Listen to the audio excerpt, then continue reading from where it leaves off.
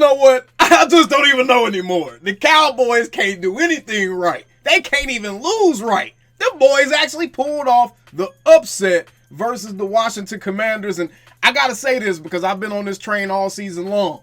I knew something like this was going to happen. I was not a believer in the Commanders. I knew that Jaden Daniels was getting way too much love early on in the year, and everybody was like, oh, he's a top 5 QB and all that other foolishness. I knew that Dan Quinn and his team would come back to earth, and I knew that Cliff Kingsbury would turn back into Cliff Dingleberry. All right, but either way, the Dallas Cowboys and their special teams unit pulled off the upset versus the playoff hunting Washington Commanders. The Cowboys got a chance to play spoiler today, and they brought themselves one win closer to 500 and knocked ourselves out of some decent draft position just a little bit.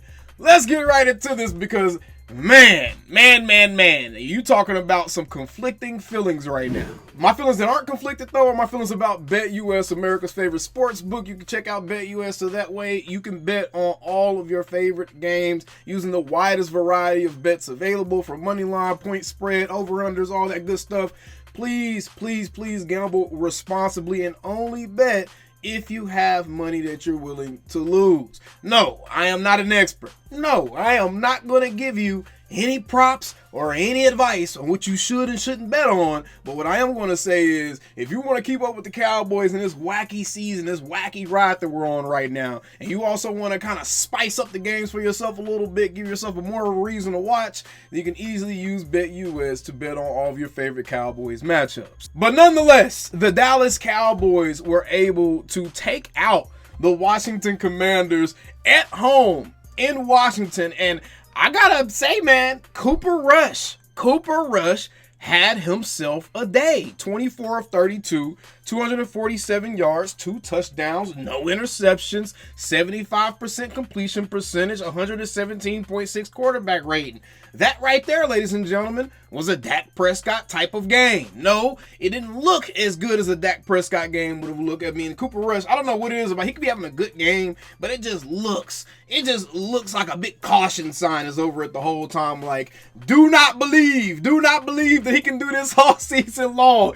Do not believe he can do this if the defense isn't giving him time after time after time to do it, which I think that's more so the story of the game. Yes, Cooper Rush looked good. Rico had himself a day. He could have had 100 yards rushing if Mike McCarthy and them guys stopped giving the ball to Zeke for absolutely no reason. But Rico Dowdle had himself another good day. 19 attempts, 86 yards, 4.5 yard per carry. CeeDee Lamb, 10 receptions for 67 yards. He didn't get in the end zone, but Luke Schoonmaker did. And speaking of Luke Schoonmaker, I'm going to say this, and everybody, you know, guys, I've been coming around this corner a little bit the last couple weeks.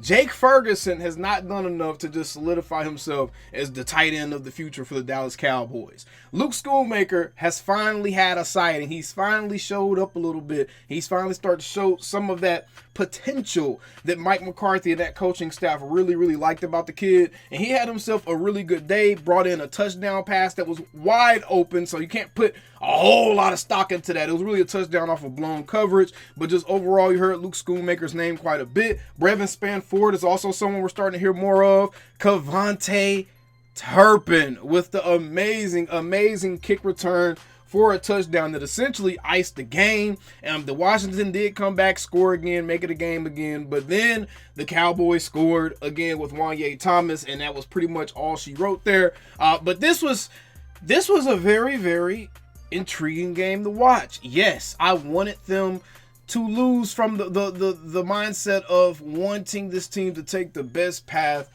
to get better. And I think when you have come to terms with the fact that the way the Cowboys are going to build this team is through the draft, and Jerry them have already told us we're not going to be big name free agent hunting. We're going to be drafting and developing as our mechanism to build the Dallas Cowboys. When that's the case, you want premium draft picks, right? You want a premium draft pick year, and 1 year we can really just kind of reload the cupboard a little bit, get some depth pieces, get some guys that can step in and start in some important positions. But it's also one of those situations where it's like, it's the Commanders and it's a division rival. And I'm not going to be mad about the Cowboys putting boots to division rivals' asses, especially after Commanders fans earlier in the season, they were chanting at one of their home games after they beat somebody else, "We want Dallas." You still want Dallas? We want Dallas. Are you positive that you want Dallas? Because now y'all are going home with broken hearts and broken spirits because y'all actually thought y'all were going to come back and win that game in miraculous fashion, much like y'all did a couple of weeks ago off that Hail Mary. Y'all got the touchdown to Terry McLaurin. Y'all had a chance to tie the game up, send the game to overtime, and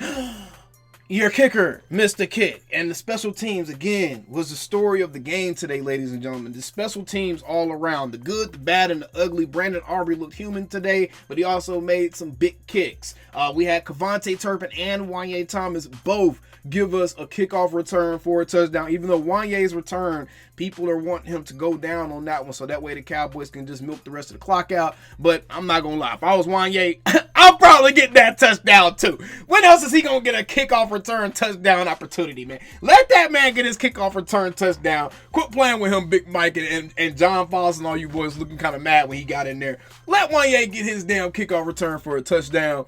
And just overall, the defense, Mike Zimmer and this defense, they look different whenever he got more of his toys to play around with, and they still were not at full strength today. Remember, Trevon Diggs did not play. We got Deron Bland back, but then Trevon Diggs was out. We got Micah Parsons back. We got Marshawn Nealon back. We're still missing D-Law, so we're still missing some important pieces on this defense, but the defense absolutely showed up. Micah Parsons, when he's not podcasting, when he's not out there brainstorming for his topics on the edge, when he's not doing stuff that doesn't concern football, Micah Parsons absolutely looks like he's worth the price of admission.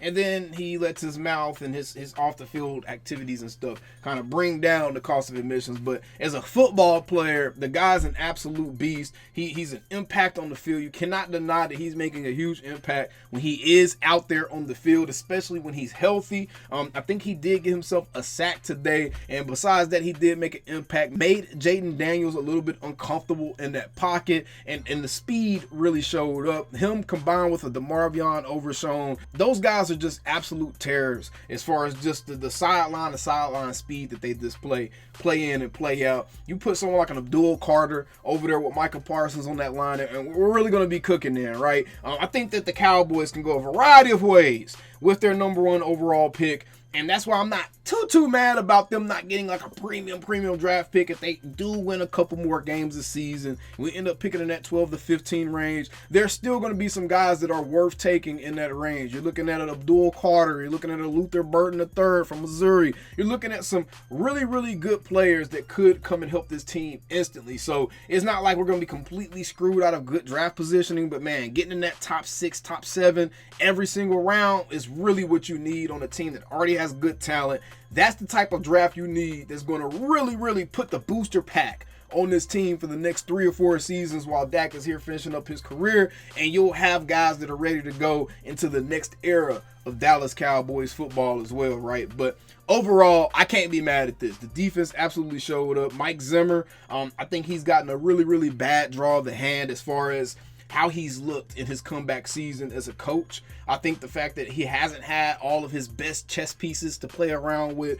I think the fact that the guys have been injured, that the offense has been disjointed and not really helping the defense out at all as far as complimentary football goes or anything like that. I think Mike Zimmer's had the deck stacked against him a little bit, and it's very hard to fairly evaluate him and place blame on him as a defensive coordinator because, to be quite frank, there's a lot of times when you're even watching the film where you can see that sometimes the play call may not be helping these guys, but sometimes these guys are just flat out missing tackles, or they're just filling the wrong gaps, or they're just not making the right football plays. And you can't blame that just on the defensive coordinator. So it's a tricky grounds you get into when you're trying to figure out who's to blame for what's going on with certain things on this team. But I think just for today, the Cowboys and Cowboys fans can kind of rest peacefully knowing they were able to pull off this upset against the Washington Commanders at home and put kind of dampen their playoff hopes a little bit and bring those Commanders fans back down to earth a little bit. I'm going to say this right now. Commanders fans, I don't want to hear nothing from y'all for the rest of the season. Maybe for the rest of your lives. I don't want to hear nothing from y'all